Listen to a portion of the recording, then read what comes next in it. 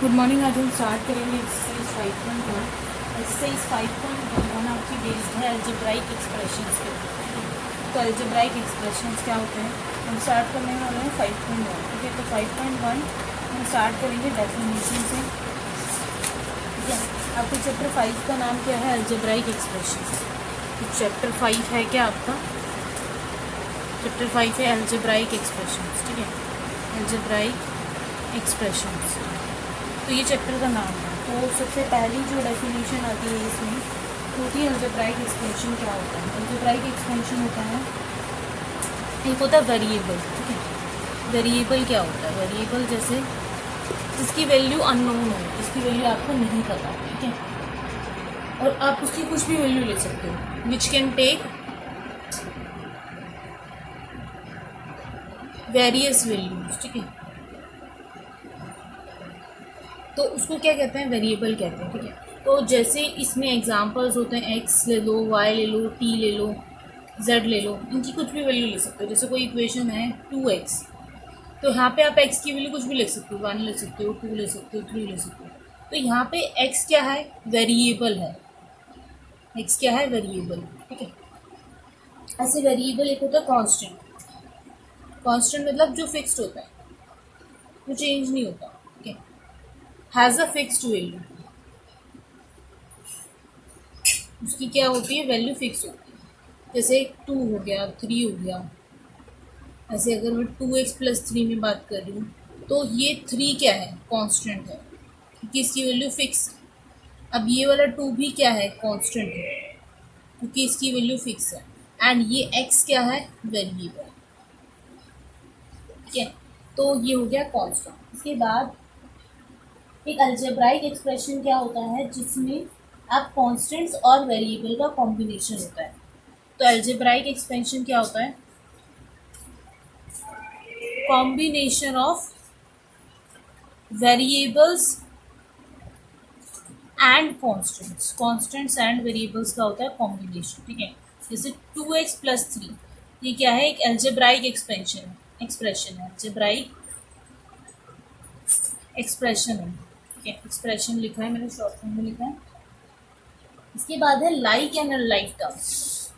Like and unlike terms, तो ये क्या होती है? Like and unlike terms. Like terms जिसमें आपका जो वेरिएबल है वो सेम है। ठीक है, वेरिएबल सेम है। जैसे आपका 2x, 3x, माइनस का 3/2x, तो जिसमें वेरिएबल्स वेरिएबल्स आर सेम, तो वो होती है लाइक टर्म्स। ठीक है, और अनलाइक टर्म्स क्या होती है? जैसे 3/2y एंड t, तो ये क्या है? अनलाइक टर्म्स है, because variables are different variables. ठीक है, क्योंकि यहाँ पे y वेरिएबल है, ठीक है, और यहाँ पे t वेरिएबल है। अब यहाँ पे हमने देखा था x और तीनों में x ही वेरिएबल था। तो अनलाइक टर्म्स वो होती हैं जिनके वेरिएबल डिफरेंट होती है। ठीक है, इसके बाद हम बात करेंगे फैक्टर्स के बारे में। तो फैक्टर्स के लिए इसके बाद बात आती है फैक्टर्स की एंड कोफिशिएंट की। ठीक है, तो फैक्टर्स एंड कोफिशिएंट आपने पहले भी पढ़ा होगा। जैसे अगर हम 6 की बात करें तो 6 में जो फैक्टर्स होते हैं, ठीक है, तो 6 के जो फैक्टर्स होते हैं, फैक्टर्स क्या क्या होते हैं?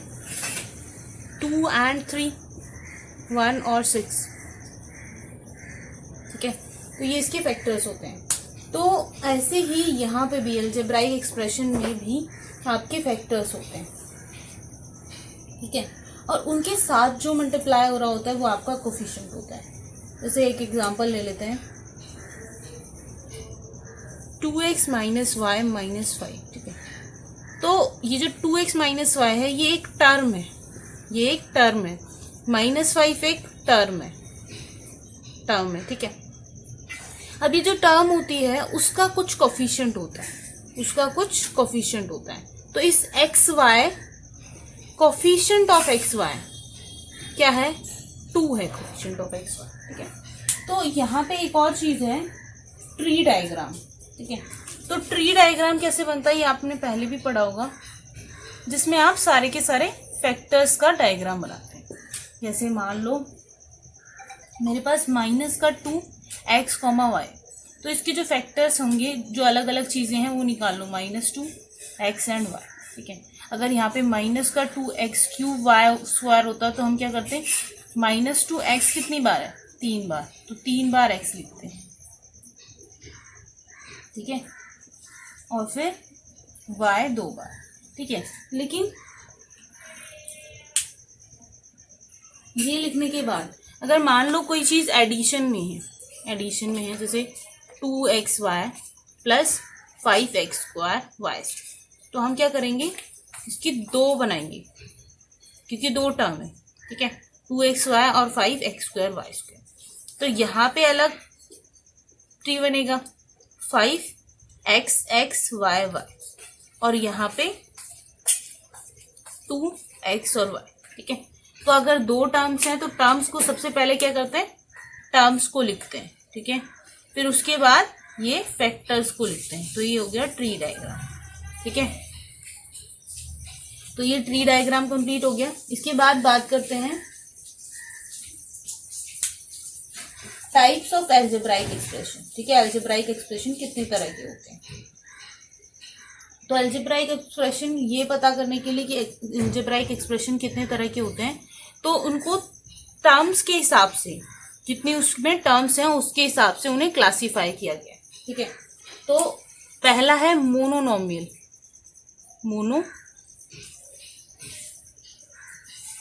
मोनोमियल। ठीक है, मोनोमियल, फिर उसके बाद बायनोमियल, ट्राइनोमियल। ठीक है, और उसके बाद है पॉलिनोमियल। ठीक है, तो जो मोनोमियल होता है, ठीक है, तो जो मोनोमियल होता है कोई भी एल्जेब्राइक एक्सप्रेशन जिसमें सिर्फ एक ही टर्म हो। मोनोमियल मतलब ओनली वन टर्म, जैसे 2x 4y, तो ये एक एल्जेब्राइक एक्सप्रेशन है, इसमें वेरिएबल भी है, कांस्टेंट भी है, लेकिन सिर्फ सिंगल टर्म है। ठीक है, तो ये आपका मोनोमियल हो गया। फिर उसके बाद बायनोमियल मतलब जिसमें 2 टर्म्स हो, हैविंग 2 टर्म्स।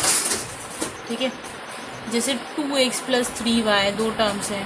ठीक है, 4y + 2x। ठीक है, तो ये 2 टर्म्स वाले होते हैं। तो ऐसे ट्राइनोमियल क्या होता है, जैसे नाम से ही पता चल रहा है, ट्राइनोमियल होता है हैविंग 3 टर्म्स, जिसके पास 3 टर्म्स हो। ठीक है, तो 3 टर्म्स वाले को कहते हैं ट्राइनोमियल। तो 3 टर्म्स वालों का एग्जाम्पल क्या है, 3 टर्म्स वाले 3 चीज़ें एडिशन में हुई, तो 2x + 4y + 7z, तो 3 टर्म्स आ गई, तो ये हो गया ट्राइनोमियल। और पॉलिनोमियल क्या होता है, पॉलिनोमियल जिसमें कोई भी एल्जेब्राइक एक्सप्रेशन विद 1 और मोर टर्म्स, मतलब ये सारे के सारे क्या हैं, एक पॉलिनोमियल है, 1 और more than 1 terms is a polynomial, उसे पॉलिनोमियल कहते हैं। ठीक है, तो ये अभी तक डेफिनेशन की बात की हमने। इसके बाद स्टार्ट करते हैं एक्सरसाइज। तो एक्सरसाइज का क्वेश्चन नंबर 1 क्या है कि क्वेश्चन नंबर 2 से स्टार्ट करेंगे। क्वेश्चन नंबर 1 आपको नहीं करना है, तो क्वेश्चन नंबर 2 से स्टार्ट करेंगे। क्वेश्चन नंबर 2 क्या है, क्वेश्चन नंबर 2 का फर्स्ट पार्ट है, आपको ये निकालना है 6x + 7y। ठीक है, इसमें बोला है आपको कि आइडेंटिफाई द वेरिएबल बताना है, टर्म्स विद फैक्टर x बतानी है, और coefficient of x and coefficient of y बताना है। ठीक है, तो इसमें हम क्या करेंगे, सबसे पहले एक टेबल बना लेंगे, सारे क्वेश्चन सारे पार्ट इसी में कर लेंगे। ठीक है, तो पहला पार्ट है 6x + 7y। तो टर्म वेरिएबल क्या है, यहाँ पे वेरिएबल क्या है, x एंड y। ठीक है, फिर पूछा है टर्म्स आइडेंटिफाई द वेरिएबल्स, दूसरी चीज पूछे टर्म विद फैक्टर x, तो टर्म विद फैक्टर एक्स, तो ये हो गया 6x। 6x के पास है ना, जिसके पास x है फैक्टर, ठीक है। तो कोफिशिएंट ऑफ x, x का कोफिशिएंट मतलब इस टर्म में x के साथ मल्टीप्लाई में क्या है, तो कोफिशिएंट ऑफ x ये है 6। फिर उसके बाद है coefficient of y, coefficient of y, y के साथ मल्टीप्लाई में क्या है 7, ठीक है। तो ये हो गया फर्स्ट पार्ट। उसके बाद बात करते हैं सेकेंड पार्ट की। सेकेंड पार्ट है 5x माइनस 8y प्लस 8, ठीक है। तो variables again x and y है, ठीक है। टर्म्स विद फैक्टर x क्या है 5x है, ठीक है। कोफिशिएंट ऑफ x क्या है 5 है, कोफिशिएंट ऑफ y क्या है माइनस का 1 है, ठीक है। उसके बाद थर्ड पार्ट है 3xy square, 3xy square minus 2y, ठीक है। तो वेरिएबल क्या है x और y है अगेन, ठीक है। कोफिशिएंट टर्म जिसमें आपका फैक्टर x आ रहा है वो है 3xy स्क्वायर, ठीक है। अब कोफिशिएंट ऑफ x क्या है, x को छोड़ के सारा, तो 3y स्क्वायर है। अब कोफिशिएंट ऑफ y क्या है, y सिर्फ y पूछा, y स्क्वायर मत लगाना यहाँ पे, y माइनस 2, ठीक है। उसके बाद फोर्थ पार्ट है आपका माइनस का 3/2x प्लस 4y प्लस 5, ठीक है। तो again variable x and y है।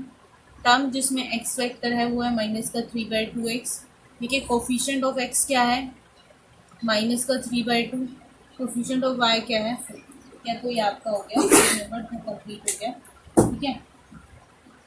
फिर उसके बाद क्वेश्चन नंबर 3 क्या कहता है कि आपको न्यूमेरिकल कोफिशिएंट्स बताने हैं टर्म्स की। कांस्टेंट टर्म के अलावा क्या बोला, identify the numerical coefficient of the terms other than constant, मतलब कांस्टेंट टर्म के अलावा जितनी भी टर्म्स हैं उनके क्या बताने हैं, न्यूमेरिकल कोफिशिएंट्स बताने हैं, ठीक है। तो हम मतलब जो वेरिएबल के साथ वाली चीज़ें हैं उन सब के कोफिशिएंट बताने हैं आपको।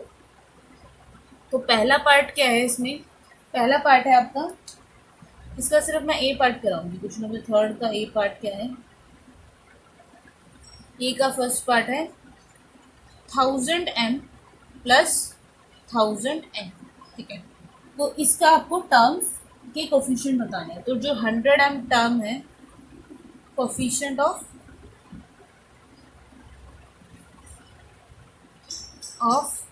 टर्म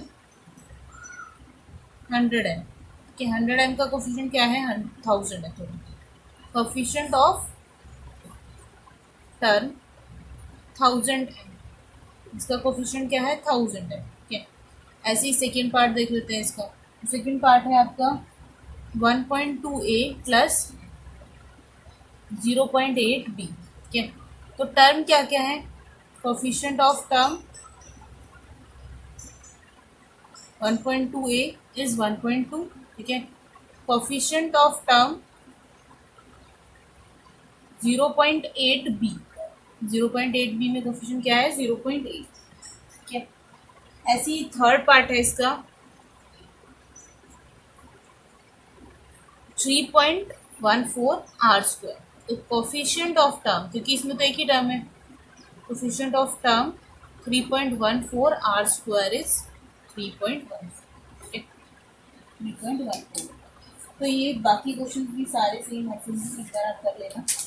इसके बाद मैं क्वेश्चन नंबर 4 स्टार्ट करूँ। क्वेश्चन नंबर 4 में आपको ट्री डायग्राम बनाना है। क्वेश्चन नंबर 4 में ट्री डायग्राम बनाना है। Identify the terms and their factors in the following expression and show the terms and factors in the tree diagram। तो ए part पूरा complete कर लेंगे, बी पार्ट खुद कर, ठीक है। ए का फर्स्ट पार्ट है 5xy स्क्वायर प्लस 7x2y, ठीक है। तो इसमें दो टर्म्स है, सबसे पहले तो 5xy स्क्वायर एंड 7x2y, ठीक है। अब इसके कोफिशिएंट्स क्या क्या है, 5x फैक्टर्स क्या है y एंड y, ठीक है। इसके बाद इसके क्या है 7x x एंड y। तो ये ट्री डायग्राम। तो सेकेंड पार्ट देख लेते हैं, x प्लस एक्स स्क्वायर, ठीक है। तो इसकी दो टर्म्स है, पहले तो x एंड एक्स स्क्वायर। अब इसके पास सिर्फ दो चीज़ें हैं 1 एंड x, इसके पास क्या है 1x और x, ठीक है। तो इसके बाद इसका थर्ड पार्ट देख लेते हैं, माइनस का 4x+5 है। तो इसके पास दो टर्म्स हैं, माइनस का 4x एंड 5 है। तो इसके पास माइनस का 4 है एंड x, ठीक है, और इसके पास 5 है और y। तो ये आपका क्वेश्चन नंबर 4 कंप्लीट हो गया है। क्वेश्चन नंबर 4 का ए पार्ट कंप्लीट हो गया है। तो क्वेश्चन नंबर 4 का बी पार्ट जस्ट सेम है, आपको ऐसे ही करना है। तो क्वेश्चन नंबर 4 का बी पार्ट मैं नहीं करा दूँ, बी पार्ट आप खुद कंप्लीट कीजिएगा, ठीक है। इसके बाद बात करते हैं क्वेश्चन नंबर 5 की, ठीक है। तो क्वेश्चन नंबर 5 में पूछा है, सब कुछ मैं पहले ही एक्सप्लेन कर चुकी हूँ कि लाइक टर्म्स क्या होती हैं, अनलाइक टर्म्स क्या होती हैं। तो क्वेश्चन दे रखा है आपको ए पार्ट, क्वेश्चन नंबर 5 का एक पार्ट में दे रखा है आपको एक्सप्रेशंस दे रखी हैं, माइनस का 11x², कॉमा माइनस का 100x, कॉमा माइनस का 11y(x), कॉमा माइनस का xy², कॉमा माइनस का 4y(x²), comma 8x², comma 2xy², comma 7y, comma 20x²y, comma minus का 6x², comma y, comma 2xy, comma 3x, ठीक है। तो like terms और unlike terms बतानी है आपको। तो लाइक टर्म्स क्या होती हैं, सबसे पहले तो लाइक टर्म्स होती हैं, आपको सिर्फ आइडेंटिफाई करनी है लाइक टर्म, सिर्फ लाइक टर्म्स आइडेंटिफाई करनी है, ठीक है। तो x² है, तो x² वाला ढूंढ लो, कोई दूसरा है, ये है x² वाला, ठीक है। एक ये है और x² वाला ये है और x² वाला ये है। तो लाइक टर्म्स माइनस का 11x², ठीक है, और 8x² और माइनस का 6x², ठीक है। और देख लेते हैं, और बाकी ये तो सिर्फ x² के कोफिशिएंट वाली है, ठीक है। तो x² के कोफिशिएंट वाली ये आती है। अब आपको क्या निकालना है, सब सारी की सारी कलेक्ट करनी है जो भी लाइक टर्म्स, तो सारी की सारी लाइक टर्म्स हम कलेक्ट कर लेंगे। तो अब xy² वाली, ये तो x² वाली है, ठीक है। अब xy² वाली देखते हैं। तो xy² वाली जब आप चेक करोगे इसके अंदर, तो एक तो माइनस का xy² है ये वाली, और एक है आपकी 2xy², ये वाली, ठीक है। तो ऐसे ही अगर आप बाकी ये चेक कर लेना एक बार, ठीक है। एक है y(x²) वाली निकालनी है। तो y(x²) वाली आपकी 3 है, माइनस का 4y(x²), कॉमा 20x²y, कॉमा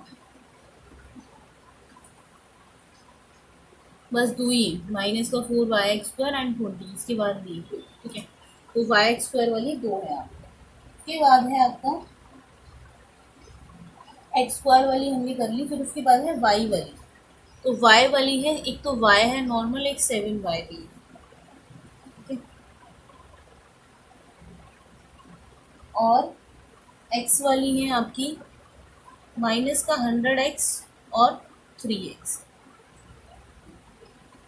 और जो आपकी xy वाली है वो है आपकी माइनस का 11y(x), कॉमा 2xy। तो यहाँ पे आप लोग सोच रहे होंगे यहाँ पे तो y(x) है, तो लाइक टर्म कैसे हो गई, ठीक है। ऐसे यहाँ पे भी मैंने y(x²) लिखा है, x² y और y(x²) सेम होता है, ठीक है।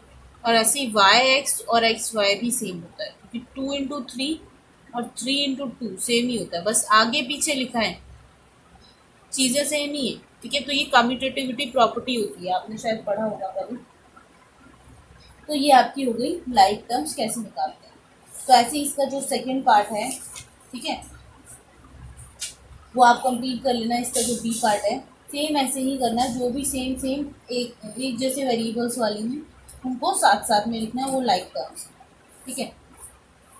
अब क्वेश्चन नंबर 6 क्या है, क्वेश्चन नंबर 6 का आपको बताना है कि मोनोनोमियल कौन है, बायनोमियल कौन है और ट्राइनोमियल कौन है, ठीक है।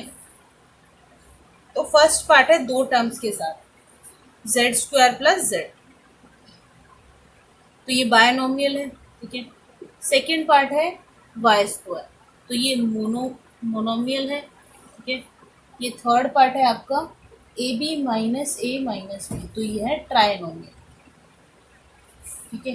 तो ऐसी फोर्थ पार्ट है तीन टर्म्स के पास वन प्लस एक्स स्क्वायर, तो ये ट्राइनोमियल है, ठीक है।